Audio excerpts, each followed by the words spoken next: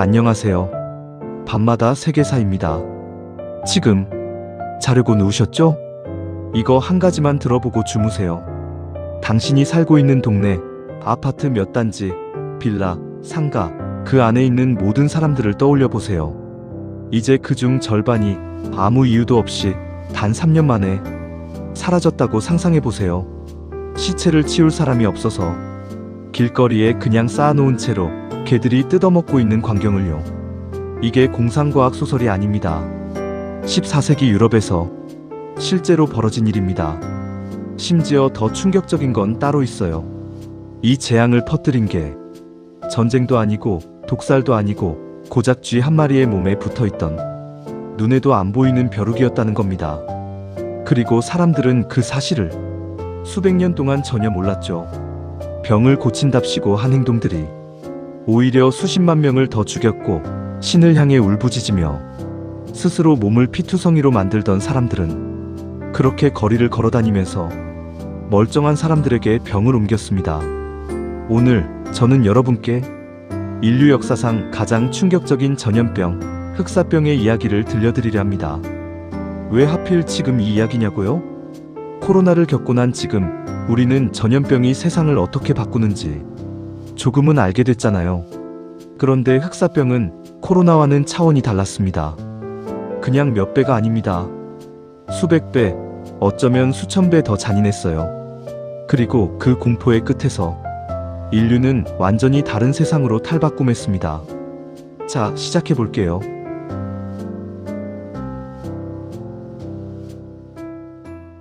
(1338년) 지금의 키르기스스탄, 중앙아시아 천산 산맥 깊숙한 계곡 이시쿨 호수 근처의 작은 마을에서 이상한 일이 벌어지기 시작합니다. 상인들이 죽어나가기 시작한 겁니다. 그냥 죽은 게 아니에요. 온몸에 달걀만 한 혹이 솟아오르고 피부 곳곳이 시커멓게 썩어가면서 며칠 만에 죽었습니다. 그 마을의 묘비에는 이렇게 쓰여 있었습니다. 패스트로 죽은 산마크의 무덤. 2022년 독일 막스 플랑크 진화인류학 연구소와 영국 스털링 대학교 공동연구팀이 이 묘비와 시신을 발굴해 DNA를 분석했습니다. 그리고 충격적인 사실을 발표했죠. 이 시신에서 검출된 패스트균이 훗날 유럽을 멸망 직전까지 몰고 간 흑사병균의 직계 조상이라는 걸. 즉, 흑사병의 씨앗은 14세기 초 중앙아시아 실크로드 위에 작은 무역마을에서 싹 텄습니다. 그리고 그 씨앗은 실크로드를 따라 움직이는 낙타와 마차와 상인들의 발에 실려 천천히 하지만 확실하게 서쪽으로 이동하기 시작했습니다. 그때 세상은 어땠을까요? 13세기 몽골 제국이 유라시아 전체를 정복하면서 동서양을 잇는 교역로가 활짝 열려 있었습니다. 비단, 향신료, 보석이 동쪽에서 서쪽으로 흐르던 그 길을 따라 이번엔 눈에 보이지 않는 무언가가 같이 흘러오고 있었던 겁니다. 쥐와 쥐벼룩, 그리고 그 벼룩 안에 숨어있던 패스트균과 함께 산마크가 묻힌 마을에서 발굴된 설치류들을 연구팀이 조사해보니 그 동물들 역시 패스트균을 보유하고 있었습니다. 지역 설치류들이 급증하면서 패스트균이 폭발적으로 변이했고 그게 인간에게 옮아간 것으로 연구팀은 추정했습니다. 병은 그렇게 아무도 눈치채지 못한 채 서쪽으로 걸음을 내딛었습니다. 1347년 흑해 북쪽 해안, 지금의 크림반도, 이탈리아 제노바 공화국이 운영하던 무역 식민지 도시 카파, 이곳을 킵차크 칸국의 몽골 군대가 포위했습니다. 제노바 상인들과의 충돌이 빌미가 됐고 몽골군은 성 밖에 진을 치고 공성전을 시작했습니다. 그런데 이때 몽골 진영에서도 이상한 병이 돌기 시작했습니다. 병사들이 쓰러지고 피부가 검어지면서 죽어갔습니다. 몽골군 지휘관은 고민했을 겁니다. 이 공성전 어차피 지속하기 힘들다. 그렇다면 우리만 당할 순 없다. 그 결정이 인류 역사를 바꾸게 됩니다. 그들은 투석기를 꺼내 들었습니다. 그리고 흑사병으로 죽은 병사들의 시체를 거대한 투석기에 담아 성벽 너머로 날렸습니다. 서울대학교 의학도서관에도 기록돼 있고 다수의 역사 문헌이 인정하는 이 사건은 인류 역사상 최초의 생물학전으로 기록되어 있습니다.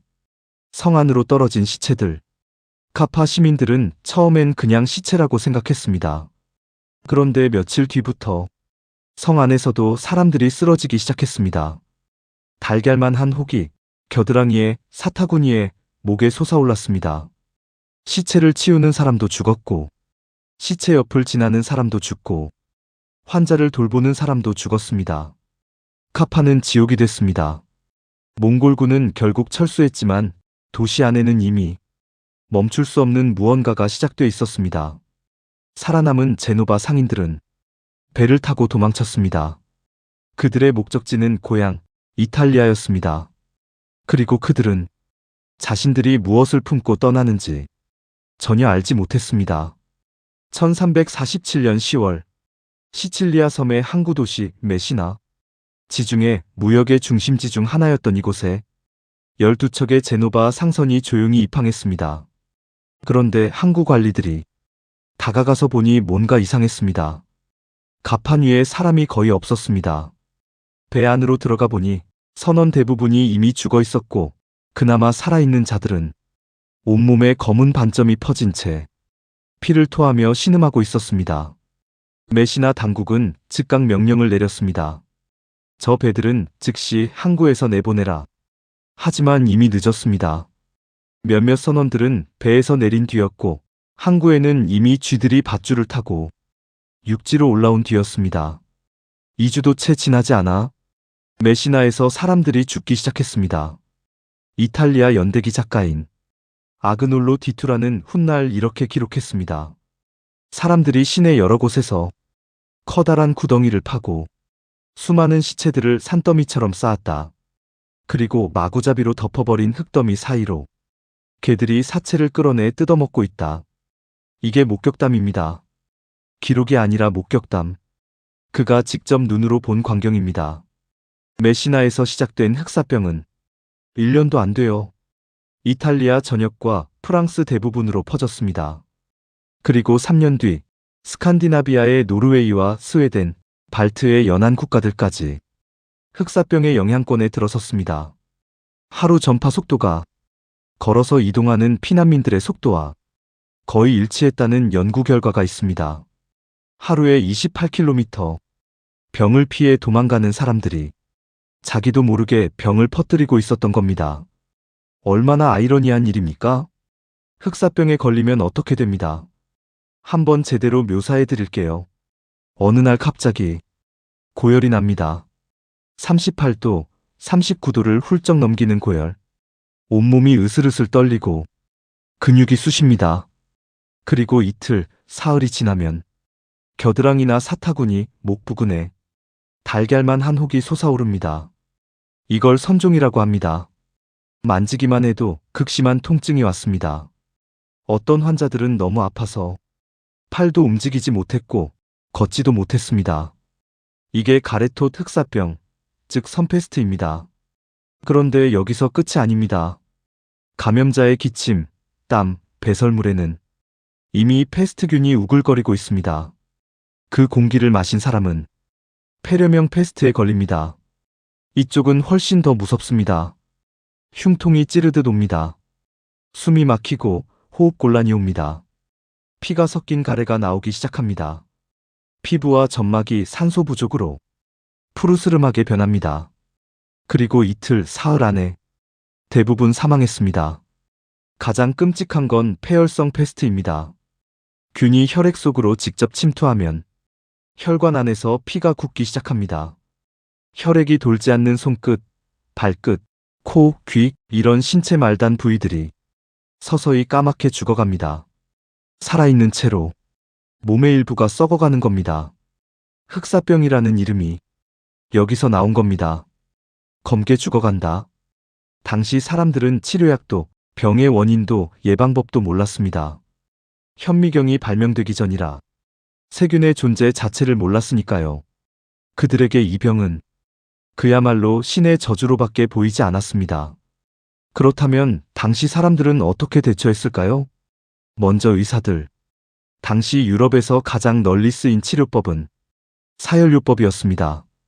몸 안에 나쁜 피가 있어서 병이 생겼다는 이론에 따라 환자의 정맥을 칼로 그어 피를 뽑아냈습니다. 어떤 환자들은 사혈을 받다가 과다출혈로 죽었습니다. 치료가 죽음을 앞당긴 겁니다. 또 다른 이론은 악취가 병을 옮긴다는 것이었습니다. 좋은 향기가 병을 막아준다고 믿었기 때문에 사람들은 꽃이나 향신료를 코에 갖다 대고 다녔습니다. 17세기엔 이 이론이 더 발전해서 까마귀 부리 모양의 마스크가 등장했죠. 그 부리 안에 향신료를 넣어두고 의사들이 쓰고 다녔습니다. 흑사병 하면 많이들 떠올리시는 그 섬뜩한 마스크 말입니다. 물론 그게 흑사병 자체를 막아준 건 아니었지만 당시 사람들로선 할 수 있는 최선이었습니다. 프랑스의 학자들은 1345년에 화성, 목성, 토성이 일직선으로 정렬되었는데 그 현상이 지구 대기를 오염시켜 흑사병을 만들었다고 발표했습니다. 믿기 어렵겠지만 이것이 당시의 정설로 채택됐습니다. 의학보다 점성술이 더 신뢰받던 시대였으니까요. 종교 쪽은 어땠을까요? 신의 징벌이다. 우리가 죄를 지었기 때문에 이 재앙이 내려진 것이다. 이 믿음에 따라 수천, 수만 명의 사람들이 교회로 몰려들었습니다. 다들 한데 모여 기도했습니다. 그리고 그 밀집된 공간에서 병이 더 빠르게 퍼졌습니다. 순례 행진도 마찬가지였습니다. 감염된 채로 걷고 다른 도시로 이동하면서 병을 함께 들고 다녔습니다. 신에게 병을 멈춰달라고 기도하면서 자신들이 직접 병을 퍼뜨리고 있었던 겁니다. 당시의 무지가 얼마나 치명적이었는지 이 장면 하나로 모든 게 설명됩니다. 1348년 독일의 한 도시, 한 무리의 사람들이 광장으로 걸어 들어옵니다. 흰 두건을 쓰고 붉은 십자가가 새겨진 망토를 입은 그들은 손에 날카로운 금속 갈고리가 박힌 채찍을 들고 있습니다. 광장 한가운데 멈춰 서더니 갑자기 망토를 벗고 스스로의 등을 채찍으로 내리치기 시작합니다. 피가 터집니다. 1번, 2번, 10번, 20번. 그러면서 그들은 찬송을 부릅니다. 구경하던 시민들 중 일부는 울기 시작합니다. 감동을 받은 어떤 이들은 그 무리에 합류해 함께 채찍을 들기도 했습니다. 이들이 바로 채찍고행단 FLAGELLANTS입니다. 흑사병은 신이 인간의 죄에 분노에서 내린 재앙이므로 스스로를 벌함으로써 신의 노여움을 풀어야 한다는 믿음에서 생겨난 집단이었습니다. 학술지 사림에 실린 연구에 따르면 이 채찍고행 운동은 1348년 흑사병 창궐 시기에 유럽 전역에서 폭발적으로 재등장했습니다. 신은 인간 사회 전체의 죄에 분노했으므로 공개적인 집단 속죄가 필요하다는 그들의 주장은 공포에 질린 수많은 사람들의 마음을 파고들었습니다. 그들은 한 도시에서 며칠을 머물며 공개 채찍질을 하고 다음 도시로 이동했습니다. 문제는 이 이동 자체가 흑사병 전파의 경로가 됐다는 겁니다. 피투성이가 된 몸으로 도시에서 도시로 걸어다닌 이들이 자신도 모른 채 병을 함께 옮겼습니다. 교황 클레멘스 6세는 결국 채찍고행단을 이단으로 규정하고 활동을 금지했지만 이미 수십만 명이 이 집단의 이동 경로를 따라 감염된 뒤였습니다. 역사학자들은 채찍고행단이 흑사병 확산의 주요한 원인이 되었으며 사태를 최악으로 치닫게 만든 결정적 요인이었다고 평가합니다. 공포가 크게 달하면 인간은 이유를 찾기 시작합니다. 내가 왜 이런 고통을 받아야 하는가? 이게 다 누구 때문인가? 14세기 유럽인들도 마찬가지였습니다. 그리고 그들은 이유를 찾았습니다. 유대인들이 우물에 독을 풀었다. 황당하게 들리시죠? 그런데 이 소문이 순식간에 전 유럽으로 퍼졌습니다. 이 음모론이 퍼진 이유가 있었습니다. 유대인들이 기독교인들보다 흑사병에 덜 걸리는 것처럼 보였습니다. 실제로는 간단한 이유 때문이었습니다. 유대교의 율법에는 손을 자주 씻고 청결을 유지하라는 규정이 있었습니다. 당시 기독교권 유럽에서는 목욕이 육체적 쾌락이자 타락이라는 잘못된 종교적 관념 때문에 사람들이 씻지 않았습니다. 로마 시대엔 목욕을 그렇게 좋아했던 유럽인들이 중세에 들어와 기독교가 지배하면서 목욕을 죄악시하게 된 겁니다. 그래서 유대인들이 상대적으로 병에 덜 걸린 것이었습니다. 하지만 당시 사람들은 그 이유를 몰랐습니다. 대신 음모론을 믿었습니다. 1348년 봄, 프랑스 툴롱에서 시작된 유대인 학살은 바르셀로나, 에르푸르트, 바젤, 프랑크푸르트, 스트라스부르로 번졌습니다. 1349년 1월 스위스 바젤과 독일 프라이부르크에서 유대인들이 산채로 불태워졌습니다. 2월 14일 프랑스 스트라스부르의 유대인 공동체 전체가 무너졌습니다. 당시 한 기록에 따르면 스트라스부르에서만 2,000명이 넘는 유대인이 화형에 처해졌습니다. 이들의 죄목은 단 하나였습니다. 흑사병에 덜 걸렸다는 것, 더 잘 씻었다는 것. 교황 클레멘스 6세와 일부 도시 지도자들은 유대인들이 무고하다는 사실을 알고 보호하려 했지만 공포에 사로잡힌 군중을 막을 수 없었습니다. 사회가 공포와 불안에 휩싸이면 소수자를 희생양으로 삼는 경향이 어느 시대, 어느 사회에서나 나타납니다. 흑사병이 남긴 가장 어두운 유산 중 하나가 바로 이 이유 없는 학살이었습니다. 같은 시기 이탈리아 밀라노의 영주 루키노 비스콘티는 이상한 결정을 내립니다. 흑사병 환자가 발생한 집에는 문을 봉인하라. 그 집 전체를, 안에 있는 가족 전부를, 환자뿐만 아니라 멀쩡한 가족들까지 먹을 것이 없어 굶어 죽더라도 문은 열어주지 않는다. 오늘날의 눈으로 보면 극단적이고 잔인해 보입니다. 그런데 결과는 어땠을까요? 밀라노의 흑사병 사망률은 약 15%에 그쳤습니다. 같은 시기 피렌체는 인구의 50% 이상이 죽었습니다. 베니스와 제노바도 인구의 절반을 잃었습니다. 밀라노만 살아남았습니다. 아이러니하게도 가장 잔인해 보이는 방법이 가장 많은 생명을 구한 셈이었습니다. 이것이 격리라는 개념이 의학적으로 효과를 증명한 최초의 역사적 사례 중 하나입니다. 이탈리아의 항구 도시들도 비슷한 깨달음에 도달했습니다. 들어오는 배는 항구에 바로 입항하지 말고 40일 동안 앞바다에서 대기하다가 이상이 없으면 들어오게 했습니다. 이탈리아어로 40일은 쿼란티나, 우리가 지금도 쓰는 단어 격리 쿼런틴가 바로 여기서 왔습니다. 코로나 때 귀에 닳도록 들었던 그 쿼런틴이라는 단어의 기원이 흑사병이었습니다. 한편 어딘가의 수도원에서 1348년 혹은 1349년 한 수사가 펜을 들고 기록을 시작합니다. 형제 수사들이 하나 둘씩 쓰러지고 있습니다. 그는 매일 기록했습니다. 오늘 또 3명이 쓰러졌다. 어제는 5명. 이제 살아있는 수사가 나를 포함해 둘밖에 남지 않았다. 그는 계속 씁니다. 형제 수사가 죽었다. 이제 나 혼자다. 그리고 그 기록은 어느 날 갑자기 멈춥니다. 중간에 끊긴 기록. 마지막 수사마저 펜을 들다가 쓰러진 것입니다. 이 미완성 기록이 실제로 역사에 남아 있습니다. 폐쇄적인 수도원조차 흑사병을 피할 수 없었다는 것, 그 안에서 마지막 남은 사람이 끝까지 기록을 남기려 했다는 것.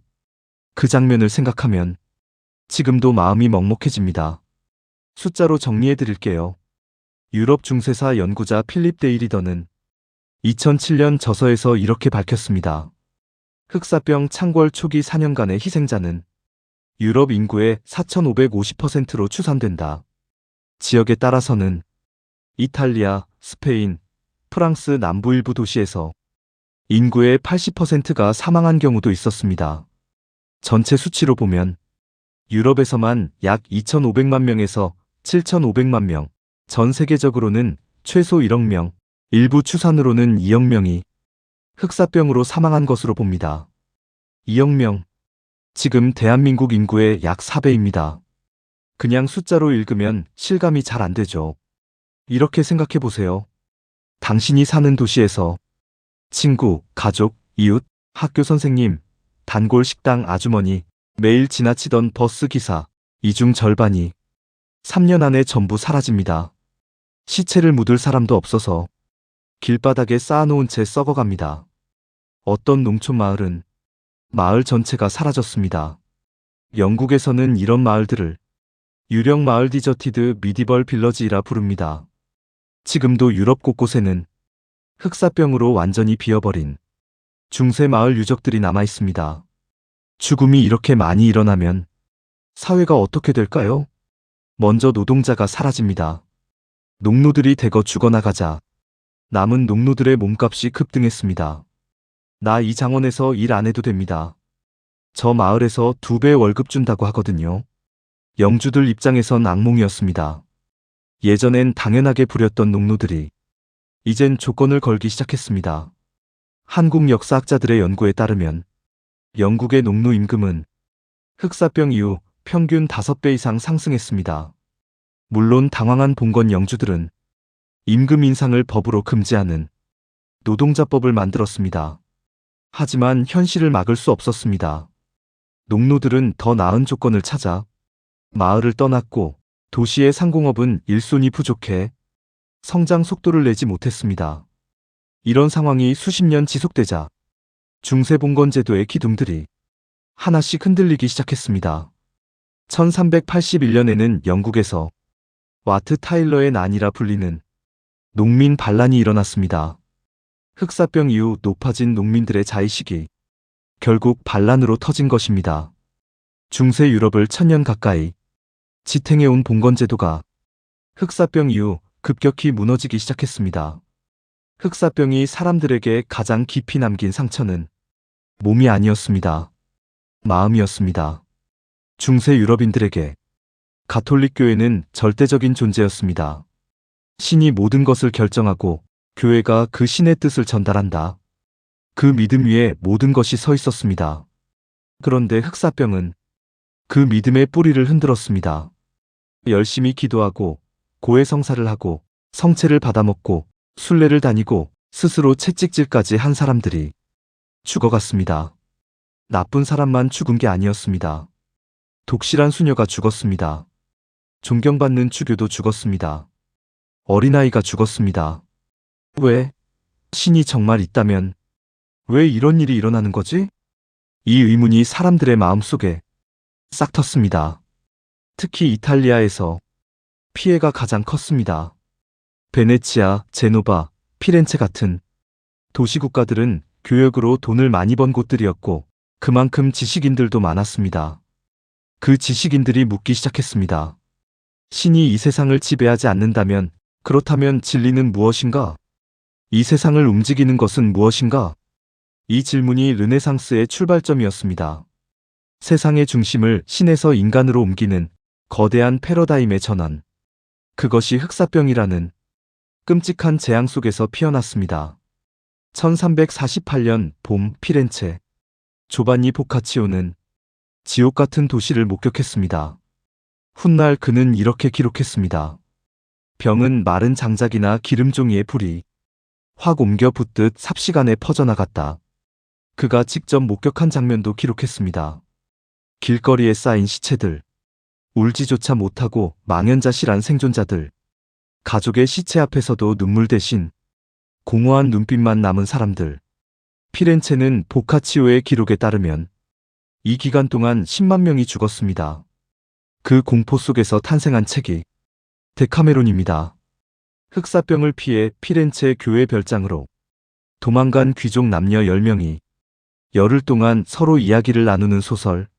죽음이 사방을 에워싼 세계에서 오히려 삶의 이야기, 사랑의 이야기, 웃음의 이야기를 나눈다는 설정. 보카치오는 단지 오락소설을 쓴 게 아니었습니다. 그는 말하고 싶었던 겁니다. 죽음이 아무리 가까이 있어도 인간은 살아있는 동안 살아야 한다고. 르네상스 문학의 씨앗이 바로 그 절망의 별장에서 뿌려졌습니다. 흑사병이 지나간 자리에는 폐허만 남은 게 아니었습니다. 기묘하게도 그 폐허 위에서 새로운 세계가 움트기 시작했습니다. 첫 번째 변화는 의학입니다. 격리와 검역이라는 개념이 생겨났습니다. 이탈리아 항구 도시들이 만든 40일 격리 규정, 쿼런틴이 현대 공중보건의 원형이 됐습니다. 프랑스 정부는 흑사병 이후 하수도 개발에 본격적으로 나섰습니다. 인구 밀집 지역에서 배설물을 최대한 멀리 치우는 시스템을 만든 것입니다. 중세 유럽에서는 거의 전무하던 하수도 시설이 이 계기로 발전하기 시작했습니다. 사람들이 씻기 시작했습니다. 병이 사람과 사람 사이에 퍼진다는 것을 어렴풋이 느끼면서 위생의 개념이 자리를 잡았습니다. 두 번째 변화는 교육입니다. 성직자들이 대거 죽어나가면서 종교기관 중심의 교육체계가 흔들렸습니다. 그 자리를 채우기 위해 세속적인 대학이 생겨났습니다.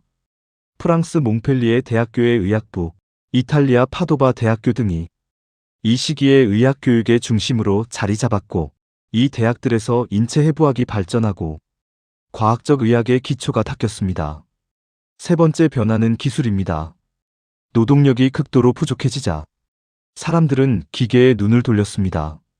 더 적은 사람으로 더 많은 일을 해야 했으니까요. 독일의 금세공사 요하네스 구텐베르크가 1455년 금속활자 인쇄술을 발명한 것도 이 사회적 맥락과 무관하지 않습니다. 노동력 부족이 기술 혁신의 압박으로 작용했고, 그 압박이 인류 역사를 바꾼 발명으로 이어졌습니다. 인쇄술은 성경을 대중에게 보급했고, 성경을 손에 쥔 사람들은 스스로 읽기 시작했습니다. 그 결과가 1517년 마르틴 루터의 종교개혁입니다. 종교개혁이 가톨릭 교회의 독점을 무너뜨렸고, 그것이 근대 민주주의와 과학혁명의 토대가 됐습니다. 흑사병, 노동력 부족, 기술 혁신, 인쇄술, 종교개혁, 근대사회. 이 모든 것이 하나로 연결되어 있습니다. 흑사병이 한창이던 유럽에서 한 가지 독특한 문화가 퍼졌습니다. 사람들이 서로 만날 때 인사말로 나누던 말이 있었습니다. 카르페 DMCARP 딤. 오늘을 즐겨라. 지금은 긍정적인 뉘앙스로 쓰이는 이 말이 당시에는 다른 의미였습니다. 내일 죽을지 모르니 오늘을 즐기자. 절망에서 나온 인사였습니다. 어제 멀쩡했던 이웃이 오늘 죽었고 내일은 내 차례일 수 있다는 공포 속에서 사람들은 오늘, 지금 이 순간에 모든 것을 쏟아부었습니다. 이탈리아 연대기 작가 아그놀로 티투라는 이렇게 기록했습니다. 살아남은 사람들은 도덕적 구속을 완전히 벗어버렸다. 이상하게 들릴 수 있습니다. 하지만 생각해보면 이해가 됩니다. 내가 아무리 착하게 살아도 죽는다면, 그렇다면 착하게 살 이유가 있나? 이 허무주의가 퍼지면서 동시에 다른 방향으로도 움직였습니다. 그렇다면 지금 내가 살아있는 동안 내 인생을 내가 주도해야 한다. 개인주의의 싹이 텄습니다. 인간이 중심이 되는 세계관이 자라났습니다. 이것이 르네상스의 정신적 토대가 됐습니다. 다빈치가 인체를 탐구하고, 미켈란젤로가 인간의 아름다움을 조각하고, 코페르니쿠스가 지구가 우주의 중심이 아니라고 말할 수 있었던 배경. 그 모든 것의 뿌리에 흑사병이 있었습니다. 하지만 흑사병이 단 한 번으로 끝났다면 그나마 다행이었을 겁니다. 그런데 위키백과의 기록에 따르면 최초의 흑사병 확산 이후 1700년대까지 무려 100여 차례의 흑사병 발생이 전 유럽을 휩쓸었습니다. 14세기 대유행 이후에도 흑사병은 수시로 재등장했습니다. 1665년 런던 대역병. 그 유명한 런던 대화재가 일어난 1666년 바로 전해의 런던에서는 흑사병으로 약 10만 명이 죽었습니다. 당시 런던 인구의 25%에 해당하는 숫자입니다. 세뮤얼 피푸스라는 영국 일기 작가는 이렇게 기록했습니다. 거리에 나가면 표시된 집들을 볼 수 있다. 붉은 십자가와 함께 주여, 우리에게 자비를 베풀어 주소서라는 글귀가 적혀 있다. 그 집 안에는 환자가 있었습니다. 그리고 그 집 전체가 봉인됐습니다. 영국판 밀라노 방식이었습니다. 19세기 말엔 중국에서 또 한 번 대유행이 일어나 수백만 명이 사망했습니다. 그리고 놀랍게도 지금도 아프리카와 아시아 일부 지역에서는 매년 1000건 이상의 패스트 발병 사례가 보고됩니다. 흑사병은 완전히 사라진 병이 아닙니다. 다만 지금은 항생제로 치료가 가능하기 때문에 과거처럼 치명적이지 않을 뿐입니다. 코로나를 겪으면서 우리는 많은 것을 배웠다고 생각했습니다. 마스크를 쓰는 것, 손을 씻는 것, 감염자를 격리하는 것, 집합을 자제하는 것. 그런데 이 모든 것은 흑사병이 인류에게 가르쳐준 교훈입니다. 수백 년 전 이탈리아 항구에서 40일 격리를 명령한 관리의 경험이 세균학자 로베르트 코흐가 19세기에 세균론을 정립하는 데 기여했고, 그것이 현대 공중보건의 기초가 됐습니다. 우리가 지금 당연하게 여기는 손 씻기, 격리, 마스크, 이것들은 수천만 명이 목숨을 바쳐 인류가 얻어낸 지식입니다. 유발 하라리는 코로나 당시 이렇게 말했습니다. 폭풍은 지나갈 것이고 인류는 살아남을 것이다. 하지만 우리는 이전과는 다른 세계에서 살게 될 것이다. 흑사병을 겪은 중세 유럽인들도 그랬을 겁니다. 폭풍은 지나갔습니다. 그리고 살아남은 사람들은 이전과 완전히 다른 세계를 만들었습니다. 봉건제도가 무너진 자리에 자본주의가 싹 텄습니다. 교회 권위가 흔들린 자리에 과학이 들어섰습니다. 라틴어 독점이 깨진 자리에 각국의 자국어와 민족 정체성이 피어났습니다. 르네상스가 꽃피고 종교개혁이 일어나고 과학혁명이 시작됐습니다. 근대 유럽, 더 나아가 오늘 우리가 살고 있는 이 세계는 흑사병이라는 끔찍한 재앙의 잿더미 위에 세워진 것입니다. 한편 흑사병이 한창이던 14세기 유럽에서는 하나의 예술 장르가 탄생했습니다. 죽음의 무도디에이엔스이 머카브러. 해골이 왕, 귀족, 교황, 농부, 신분 고하를 막론하고 모든 인간의 손을 잡고 함께 춤을 추는 그림. 그 의미는 단 하나였습니다. 죽음은 누구도 비켜가지 않는다. 왕도, 주교도, 거지도, 아이도 모두 같다. 당시 사람들은 이 그림 앞에서 위로를 받았습니다. 나만 죽는 게 아니구나. 다들 죽는구나. 그렇다면 오늘 내가 살아있다는 것, 그것만으로 이미 충분하지 않은가. 흑사병은 유럽을 죽음의 공포로 물들였지만 역설적으로 그 죽음의 공포가 살아있음의 가치를 더 강렬하게 일깨웠습니다. 지금 이 순간 자려고 누우신 여러분, 오늘 하루를 살아냈습니다. 그 사실 하나가 14세기 유럽인들이 소망했을 가장 소박하고 간절한 기적입니다. 자, 오늘은 이렇게 14세기 유럽을 뒤흔든 흑사병 이야기를 해드렸습니다. 정리해 볼게요. 1338년 중앙아시아 키르기스스탄에서 실크로드 상인들 사이에서 싹튼 병이 1347년 크림반도 카파에서 몽골군의 생물학전으로 폭발했고 12척의 죽음의 배를 타고 이탈리아 시칠리아에 상륙해 3년 만에 유럽 전역을 덮었습니다.